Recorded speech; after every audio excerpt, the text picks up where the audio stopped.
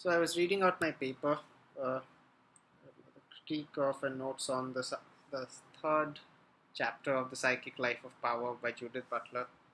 It was regarding subjection in Foucault and Freud, certain problems in subject formation, in, for example, the difference between the subject of enunciation and the subject of the statement, and in Lacan's definition of the symbolic, certain objections to it that other theorists may have had. And there was a section in the paper which was not heard well.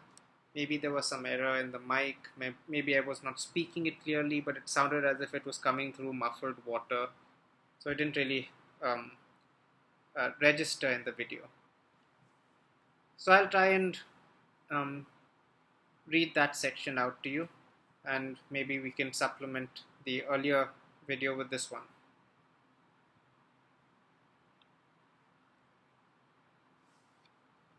Whereof one cannot speak, there we must be silent, in reference to Wittgenstein's last assertion in the Tractatus regarding a possible way in which a notion of the split subject in its aporia or its impasse or its failure to come across is articulated.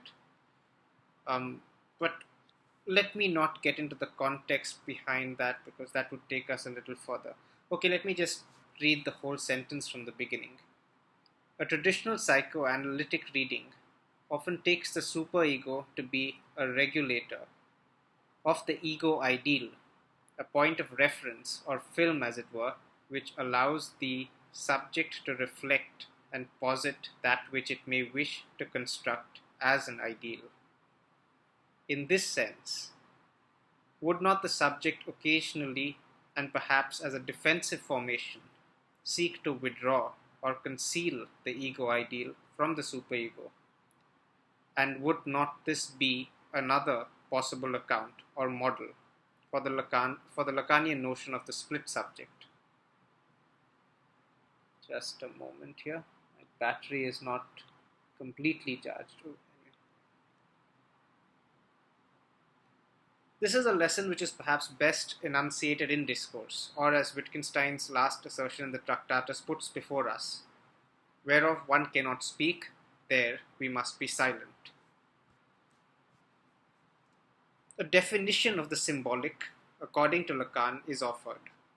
Quote, the position of the subject within the symbolic, the norm that installs the subject within language, and hence within available schemes of cultural transmission. End of quote.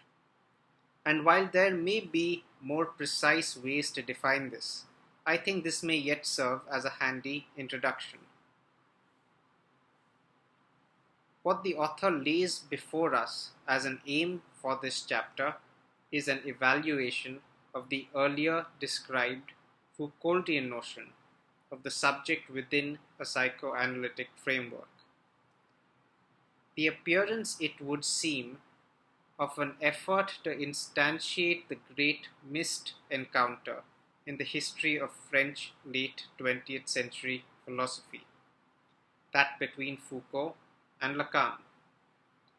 Whether this would result, as the author claims, in a psychoanalytic critique of Foucault may have to be assessed in terms of the author's own commitments to the discipline.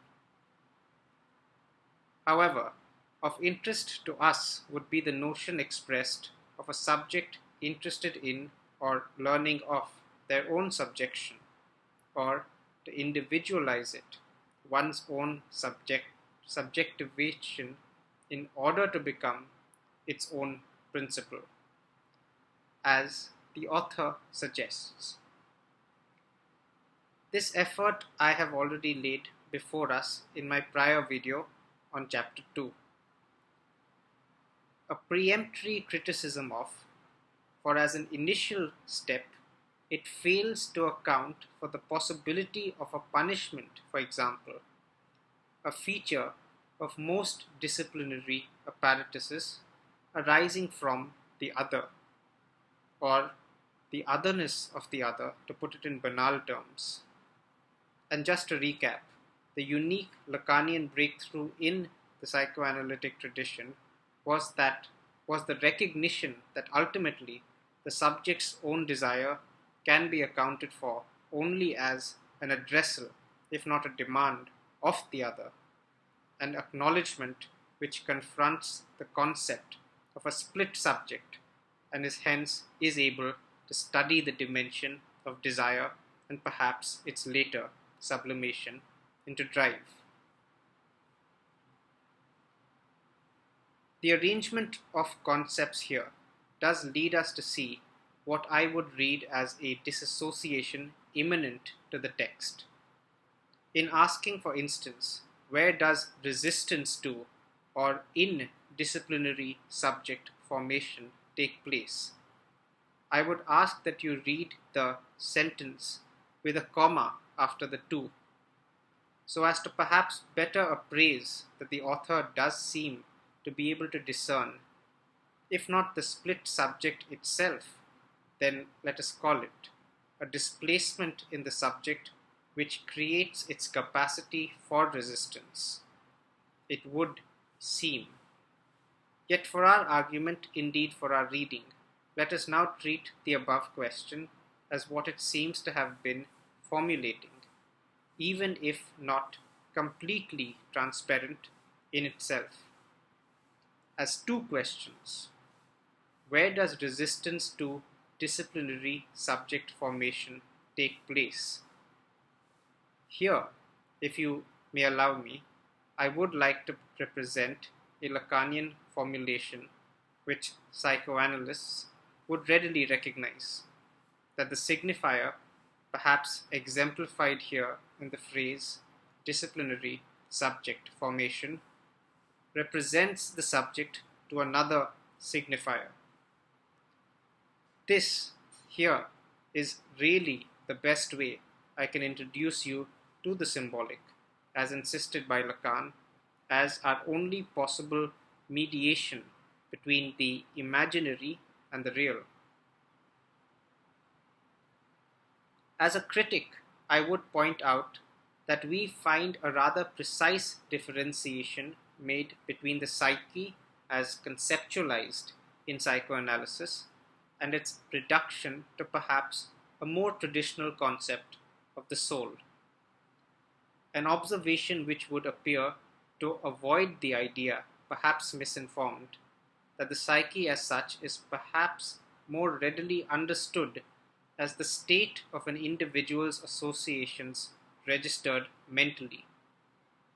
And while prosaic, a soul usually bore with it an attachment to a sense of narrative, if for nothing to allow for the subject's capacity of self-representation. And here, the author does make a welcome argument, identifying in the concept of the soul as understood as an imprisoning effect, a certain limitation in being able to resist normative prescriptions, compromising as such its own subject formation. A clear measure taken to secure for the subject its ability to constitute its subjectivating principle, as it were, whose insistence we noticed earlier. The ability to formulate a resistance to such forces is a line of inquiry raised, and a constructive study is introduced which seeks to ascertain as to what psychoanalysis may learn from this. The creative question to ask here would of course be, what does this resistance do? If the importance of this faculty as a principle which may allow for a measure of self-determinacy in subject formation has not already been made clear. And while resistance may allow for a capacity to distance oneself from inscriptions or norms of producing a docile body, this resistance itself is not the same as dismantling or changing the terms offered for subject formation. The more interesting question here, which is also presented, is whether the unconscious or psyche, when characterized as constituted by resistance, may we discern in it strong attachments which permit for or facilitate this capacity as such. The author states that these unconscious attachments are an example of subjection, that they may indeed be an unconscious subjection, yet what kind of subjection would fail to recognize itself in the address that it understands itself to be subject to? This would imply that the unconscious is no more free from normalizing discourse than the subject. This proposition, however, would fail at accounting for the capacity of a discursive inquiry, such as psychoanalysis is to be able to interpret symptoms and fantasies of the subject's discourse by positing them as already apparent, if only in their unfreedom from normativity.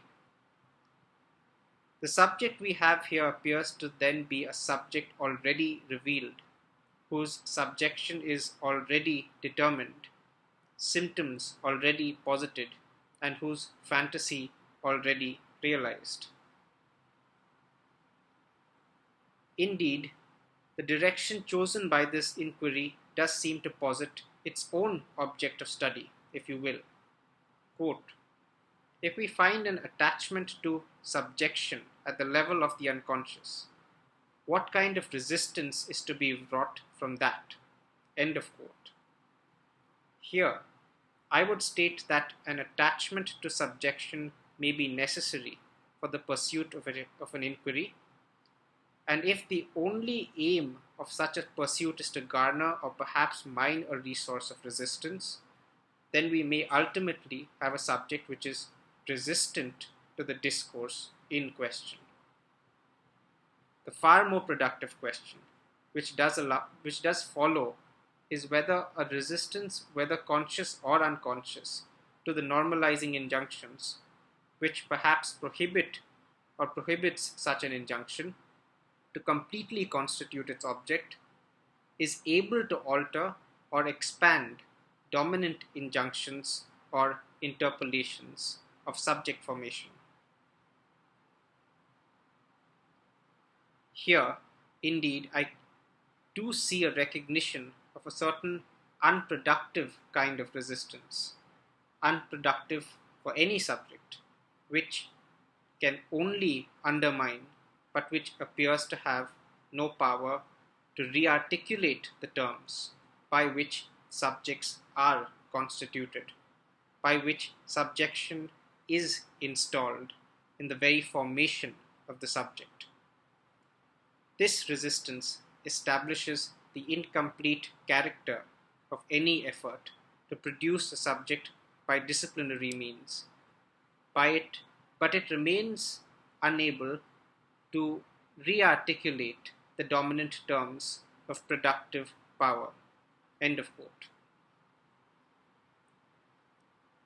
The instructive insight, which I may not have touched on here earlier, is of course the author's adoption of the Foucauldian approach to thinking the body as a site of investment for power, as opposed to subjection, pure and simple.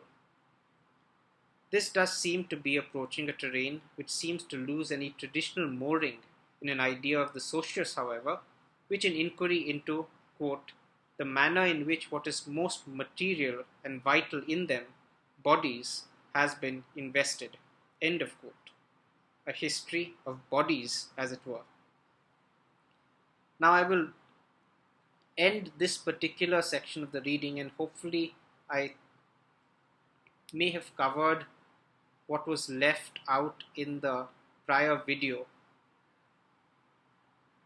Just to check, however, let me just see if There is something else. Okay, I think there might be a few paragraphs which we can still traverse, which may have been edited out or rather left blank in the audio section of the prior video. Indeed, our prior references to practices would seem well founded when the question of what constitutes an investment for the body as conceived as a site of power, that is, not a receptacle or vessel, but perhaps a domain or ground contested by powers and perhaps their admixtures.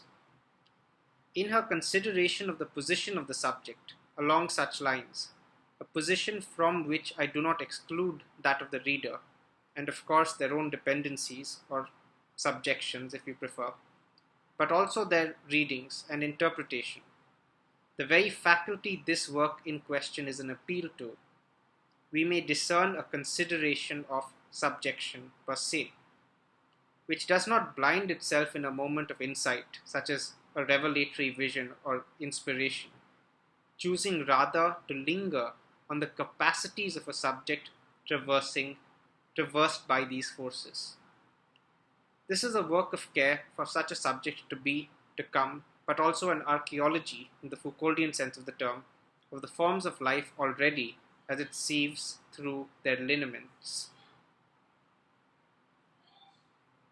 There are certain formulations regarding the relation between the body of the subject and their soul, effectuated as it were in subjection, which may posit them at cross purposes. And while such a formulation is clearly not metaphysical, trying to discern an argument beyond what was initially attributed as a Foucauldian assertion, which points out that the body is in some way used up in the process of production, would be difficult to follow and may perhaps call for some linguistic innovation. Yet, we may discern an appreciation of the Foucauldian engagement with the sexuality of discourse, in its appraisal of excesses or resistances which seek to exceed the normative parameters provided. Another assertion is made, however, which introduces the notion of discursive complexity, undermining the teleological aims of normalization. Here, I think there may be an assumption made that normalization has teleological aims, an observation which Foucault's critique of epistemes, for instance, may be read as an account of. An observation, or rather a taking up of one made by Nietzsche in the Genealogy of Morals, regarding the resignification of the sign chain deserves mention. There, Nietzsche argues that the uses to which a given sign is originally put to are worlds apart from the uses to which it then becomes available. This is perhaps the movement which is the hardest to trace from within a genealogical register, given the investment in this domain of attributes, qualities, distinguishing marks, signatures, and other testaments, which constitute or help produce what may be called singularity effects, perhaps in some way not unlike a contract which ties a basket of commodities to each other under fixed prices for the making of a batch. There seems to be a more fundamental topographical question raised here regarding whether thinking a genealogy is able to come to terms with or commiserable with exchange, and the difficulty I point out seeks to in some ways account for that. A difficulty which I might add a properly dialectical critique seeks to make comprehensible. An emphasis is placed on the incomplete nature of the subjection in question, which the Foucauldian construction of the subject seeks to account for, a subjection which may be discerned in a repetition which militates against its origin, a phrase which any psychoanalytic understanding of drive would seek to account for. Yet perhaps entertain an understanding of symptoms exhibited by the subject, seeking to interpret them and noticing their sublimated potential and perhaps manifestation in fantasies. I would like to draw attention to a way in which a problem of interiority and exteriority are constituted in a discourse, or rather a way in which this problem is broached by the author. And I think this is where the account of the subject of enunciation and the subject of the statement step in, and I think the audio was apparent there, or at least I repeated that section clearly enough for it to come across. Now I hope this fills in what was missing in the prior video, because frankly I can't really re-edit that part now. It would require a lot more work to be able to download it down, edit out that section and insert this. So I hope this is a useful supplement. I will mark out the point in that video where it becomes difficult to follow and the audio gets unclear, so that you can watch this instead if you feel like. Otherwise, I would still recommend that you read the text. That would be the primary source. Again, thank you for your time. Bye bye. Have a good day.